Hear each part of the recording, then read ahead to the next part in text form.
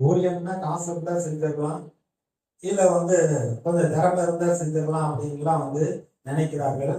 எபிரேயர் நிருபத்தில் சொல்லப்பட்டிருக்கு, ஆரோனை போல அழைக்கப்பட்டவர்களுடைய ஒருவனும் இந்த கனமான ஊழியத்திற்கு தானாக ஏற்படுவதில்லை. மக்கள் மறித்து கொண்டிருக்கிறார்கள், கர்த்தருடைய கோபம் வருகிறது என்றால் அழைக்கப்பட்ட தேவனுடைய மனுஷன் போய் கர்த்தருக்கு முன்பாக நின்று அங்கே தூவ வர்க்கம் எடுக்கிறதை பார்க்கிறோம். இங்கேயும் பார்க்கிறோம், ஒரு ஆசாரியனுடைய குமாரன் ஒருவன் போய் வைராக்கியம் பாராட்டி கர்த்தருடைய கோபத்தை அங்கே சாந்தப்படுத்துகிறான். அதனால அவனுக்கும் அவனுடைய சந்ததிக்கும் நான் நித்திய ஆசாரிய பட்டத்தை ஊழியத்தை கொடுப்பேன் என்று சொல்லுகிறார். இப்படி வைராக்கியம் பாராட்டினது நிமித்தமாக அங்கே வாதை நிறுத்தப்படுகிறதை பார்க்கிறோம். பொல்லாம வாதை கூடாரத்தை அணுகாதுன்னு சொல்லியிருக்காரு. அதுக்கு முன்பு பாத்தீங்கன்னா துன்மார்க்கருக்கு வர பலனை காண்பீர்கள் இருக்கு. இவர்கள் உடன்படிக்கை மக்கள் தான். இவர்களோடு கூட எகிப்தில இருந்து பல ஜாதியான ஆட்களும் கர்த்தரை நம்பி இவர்களோடு கூட வந்தவர்கள், பாதுகாக்கப்பட்டவர்கள். ஆனா அவர்கள் தான் அப்பப்ப விசுவாசிகளவே குழப்பி கடவுளுக்கு விரோதமா, மோசடிக்கு விரோதமா நம்ம இந்த அப்பமான மண்ணை எண்ணத்துக்கு பேசாம ஒரு தலைவனை ஏற்படுத்தி கொண்டு நம்ம எகிப்து தான் உத்தமன்லாம் சொல்றாங்க. இது மாதிரி ஒரு தடவை 2 தடவை இல்லை, 10 தடவை முறுமுறுத்தார்கள் என்று வேதத்துல சொல்லப்பட்டிருக்கிறது. ஆகையினால விசுவாசிகளாகிய நாம் முறுமுறுக்கிறதுக்கு நம்ம இடம் கொடுக்க கூடாது. நம்முடைய கோபம் தேவனுடைய நீதியை நடப்பிக்க மாட்டாது. பெற்றோர் அழைக்கப்பட்டிருந்தா பெற்றோராக இருந்து பிள்ளைகளுக்கு என்ன செய்யணுமோ அதை செய்ய வேண்டும்.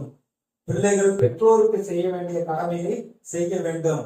பெற்றோர் பிள்ளைகளை அடிமைப்படுத்தக்கூடாது. நான் சொல்றது செய்யி, இப்படிதான் நடக்கணும்னு அவளை அடிமைப்படுத்தக்கூடாது. அதனால பிள்ளைகளும் உனக்கு என்ன தெரியும்னு அவர்களை அடிமைப்படுத்தக்கூடாது. அவரவர்களுக்கு அழைக்கப்பட்ட நிலைமையில நின்று தேவனுக்கு முன்பாக உண்மையும் உத்தமமாக இருக்க வேண்டும். கசப்புக்கோ பொறாமைக்கோ முறுமுறுப்புக்கோ அப்படி இடம் கொடுக்க கூடாது. அப்படி இடம் கொடுக்காமல் இருந்தோம் என்றால் கர்த்தருடைய பாதுகாப்பு நமக்கு உண்டாயிருக்கும். சொல்றாங்களா, இன்னைக்கு ஏன் அவங்களுக்கு கோயிலுக்கு போனாங்க, சபைக்கு போனாங்க, அவங்களுக்கு ஏன் அப்படி ஆச்சு அப்படின்னு சொல்றோம். ஆனா அவங்களுக்கு கர்த்தருக்கு இருக்கிற ஐக்கியத்துலதான் எவ்வளவு உண்மை உத்தமமா இருந்தாங்கன்னு கர்த்தருக்கு தான் தெரியும், நமக்கு தெரியாது. ஆனா நம்ம என்ன செய்யணும், நம்ம குடும்பத்தால் இப்ப இருக்கிற அழிவுக்குள் போகாதபடிக்கு நம்ம தான் கர்த்தருடைய சமூகத்துல ஜெபிக்க வேண்டும். அங்கே சொல்லப்பட்டது, திறப்பின் வாசலே சுவரை அடைக்கத்தக்கதாக ஒரு மனுஷனை தேடினேன், ஒருவனை காணேன். ஆபிரகாம் தன்னுடைய சகோதரனுடைய குமாரனாகிய லோத்து அவனுடைய குடும்பம் சோதம் குமார பட்டணத்தில் இருந்த பொழுது கர்த்தர் வானத்திலிருந்து அக்கினியினாலே அழிப்பேன் என்று சொன்ன பொழுது அந்த குடும்பம் காக்கப்படும்படியாக கர்த்தருடைய சமூகத்துல அவன் பறித்து பேசினான், ஜெபித்தான் என்று நம்ம ஆதியாகமத்துல வாசிக்கிறோம். அப்ப இது போன்ற பாதைகள் நம்முடைய வாழ்க்கையில வராதபடிக்கு நாம் கர்த்தருக்கு வைராக்கியம் பாராட்டுவதாக இருக்க வேண்டும். யாத்திராகமம் 12வது அதிகாரம். இங்கே இஸ்ரவேல் மக்களுக்கு ஒரு தெய்வீக பாதுகாப்பை கொடுக்கும்படியாக கர்த்தர் ஒரு காரியத்தை சொல்லுகிறார். அந்த காரியத்தை ஆசரிக்க வேண்டும் என்று சொல்லுகிறார். ஏன்னா அப்படின்னா பஸ்காவை ஆசரிக்க சொல்லுகிறார். ஒரு குடும்பத்தில் இருக்கிறவங்க எத்தனை பேர் இருக்காங்களோ அதற்கு ஏற்றா போல ஒரு ஆட்டுக்குட்டி 1 வயதா இருக்க வேண்டும். அது வெள்ளாடு, செம்மறியாடு இதில் எடுத்துக்கொள்ள வேண்டும். அப்படி அந்த ஆட்டை சாப்பிட்றதுக்கு அங்க ஆடு பத்தலைன்னா பக்கத்துல இருக்க ஆட்களை கூட கூப்பிட்டு வீட்டுக்குள்ள வைத்துக் கொள்ள வேண்டும். அந்த பஸ்காவை எப்படி ஆசரிக்க வேண்டும் என்று சொல்லுகிறார் 11வது வசனத்திலிருந்து. அதை புசிக்க வேண்டிய விவரமாவது, நீங்கள் உங்கள் அறைகளில் கச்சையை கட்டி கொண்டு, உங்கள் கால்களில் பாதரட்சை தொடுத்து கொண்டு, உங்கள் கையில் தடியை பிடித்துக் கொண்டும் அதை தீவிரமாய் புசிக்க கடவீர்கள். அது கர்த்தருடைய பஸ்கா. அந்த ராத்திரியிலே நான் எகிப்து தேசம் எங்க கடந்து போய் எகிப்து தேசத்தில் உள்ள மனிதர் முதல் மிருக ஜீவன்கள் மட்டும் முதல் பேராய் இருக்கிறவைகளை எல்லாம் அதம் பண்ணி எகிப்திய தேவர்கள் மேல் நீதியை செலுத்துவேன், நானே கர்த்தர். நீங்கள் இருக்கும் வீடுகளில் அந்த ரத்தம் உங்களுக்காக அடையாளமாய் இருக்கும். அந்த ரத்தத்தை நான் கண்டு உங்களை கடந்து போவேன். நான் எகிப்து தேசத்தை அழிக்கும் அடிக்கும் வாதை உங்களுக்குள்ளே வராதிருக்கும்.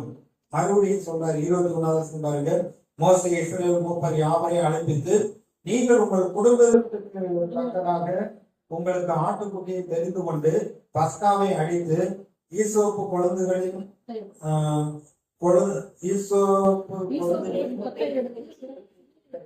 ரத்தத்திற்கு அதில் இருக்கும் ரத்தத்தை வாசல் நிலைகளின் மேற்சட்டத்திலும் வாசலின் நிலைக்கால்கள் இரண்டிலும் தெளியுங்கள். விடிய காலம் வரைக்கும் உங்களில் ஒருவரும் வீட்டு வாசலை விட்டு புறப்பட வேண்டாம். கர்த்தர் எரித்திரை தலமுன்னுகிறதற்கு கலந்து வருவார். நிழலில் மேற்சட்டத்திலும் வாசலின் நிலைக்கால்களில் இரண்டிலும் இந்த ரத்தத்தை காணும்போது கர்த்தர் சங்கார காலமே உங்கள் வீடுகளில் உங்களை அதம் பண்ணுகிறதற்கு வரவட்டாமல் வாசல்படியை விலகி வளர்ந்து போவார். இது கர்த்தருக்கு செலுத்தக்கூடிய ஆராதனை என்று சொல்லுகிறார். இந்த பஸ்காவை இவர்கள் ஆசரிக்கிற பொழுது இப்படி ஆசரிக்க வேண்டும் என்று சொல்கிற பொழுது வரப்போக இயேசு கிறிஸ்துவுக்கு அடையாளமா இருக்கிறது. அந்த ரத்தம் நிலைக்காலம் மேல் பூசப்பட்டது. இயேசுடைய ரத்தம் சிலுவையிலே நமக்காக கடைசி சொல்ற ரத்தம் வரை இந்த பூமியிலே சிந்தப்பட்டது. பூமியில் இருக்கிற சாபம் சரி, மனிதர்கள் மேல் இருக்கிற சாபம் நீங்கும்படியாக அவருடைய ரத்தம் சிந்தப்பட்டது.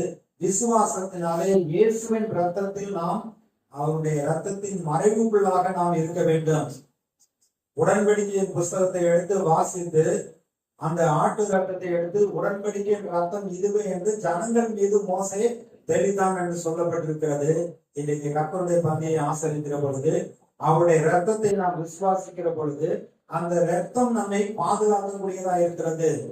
பக்கத்தில் 1000 பேர், வலதுபுறத்தில் 10000 பேர் விழுந்தாலும் அவைகள் உங்களை அணுக முடியாது. பாலாக்கு கொள்ளை நோய்க்கு நம்மை தப்புவிக்கிறவராய் இருக்கிறார். அவரை நம்முடைய பரிகாரியாய் இருக்கிறார். எகிப்துல இருக்கக்கூடிய பார்வோன் முதல் கொண்டு அடிமை வரைக்கும் இருக்கக்கூடிய எல்லாருடைய வீடுகளிலையும் தலைச்சென்கள், ஆடு, மாடு, பிள்ளைகள் எல்லாருமே மரித்து போனார்கள். ஆனால் இஸ்ரவேலுடைய பாளையத்துல ஒரு பிள்ளைகளும் மரிக்கவில்லை. ஆனால் ஆடு அடிக்கப்பட்டது. அது வரப்போகிற இயேசு கிறிஸ்துவுக்கு அடையாளமாக அதை மறக்காமல் அதை ஆசரிக்க வேண்டும் என்று சொல்கிறார்.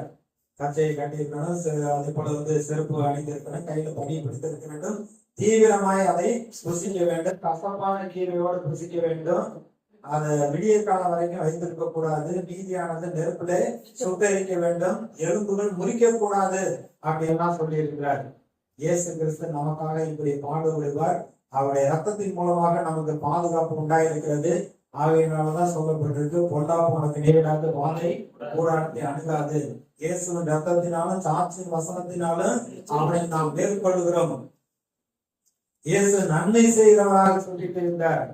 அவருடைய தழும்புகளால் நாம் குணமாக்குறோம் என்று சொல்லப்பட்டிருக்கிறது. இங்கே நம்ம வாசித்த அந்த பகுதியில சங்கீதம் 91 5வது வசனத்திலிருந்து 10வது வசனம் வரைக்கும் பார்க்கிற பொழுது இஸ்ரவேல் மக்கள் உடன்படிக்கை மக்களுக்கு இப்பேற்பட்ட பாதுகாப்பை அவர் கொடுத்திருந்தார். பஸ்கா அந்த ஆட்டின் மூலமாக இவர்களுக்குள் சந்தானம் உண்டாகவில்லை, வாதை கடந்து போனது. ஆனா அவர்கள் முறுமுறுக்கு கடவுளுக்கு விரோதமாய் பேசின பொழுது அவர்கள் தங்களுடைய பாவத்தினாலே மறிக்கிறார்கள். அது மாத்திரமல்ல, அந்த பானத்தில் போன்ற தேசத்திலே அவர்கள் பிரவேசிக்க முடியாமல் போனார்கள். யோசுவாவும் காலேபை தவிர. மோசே கூட ஜனங்கள் மேல் இருந்த கோபத்தினாலே கண்மலையை 2வது தடவை பேச சொல்றப்ப அவன் கோபத்துல அடித்து விட்டான். அடித்த உடனே அவர் சொல்றாரு, இஸ்ரவேல் ஜனங்கள் மத்தியில என்னை பரிசுத்தம் பண்ண வேண்டிய நீங்கள் என்னை நீங்க மட்டுப்படுத்தினதுனால ஆரோனும் மோசையை நீங்க அந்த தேசத்துக்கு போக மாட்டீங்க, இங்கே மறித்து விடுவீர்கள் என்று சொன்னார். அதே போல அவர்கள் மறித்து விட்டார்கள். இன்னைக்கு நம்முடைய வாழ்க்கையில நீடிய ஆயுள் வேண்டுமா, நம்ம கடவுளுடைய பரிபூர்ண அந்த ஆசீர்வாதங்கள் வர வேண்டும் என்றால் இயேசு சிலுவையிலே நமக்காக செய்ததை நாம் மறந்துவிடக் கூடாது. அவருடைய ரத்தத்தின் மறைவுக்குள்ளாக இருக்க வேண்டும். எப்படி கொள்ளிவாய் சர்ப்பம் வந்தாலும் வாதை வந்தாலும் ஆசாரியன் கர்த்தருக்கு முன்பாக நின்று பதிந்து பேசுவது போல இயேசு நமக்காக இன்றைக்கும் நம்முடைய மக்களுக்காக, உடன்படிக்கையின் மக்களுக்காக, பாதுகாப்பிற்காக அவர் இரவும் பகலும் பரிந்து பேசிக் கொண்டிருக்கிறார். அவருடைய பாதுகாப்பை நம்ம விசுவாசிக்க வேண்டும். அப்படி கர்த்தருடைய கற்பனைக்கு நாம் கீழ்ப்படுகிற பொழுது இந்த உலகத்தில் என்ன தீமைகள் வந்தாலும் என்ன காரியங்கள் வந்தாலும் அது நம்மை அணுக முடியாது. கண்ணின் மணி போல் தேவன் நம்மை பாதுகாக்கிறவராக இருக்கிறார். இப்பேற்பட்ட தேவன் இருக்கிறப்ப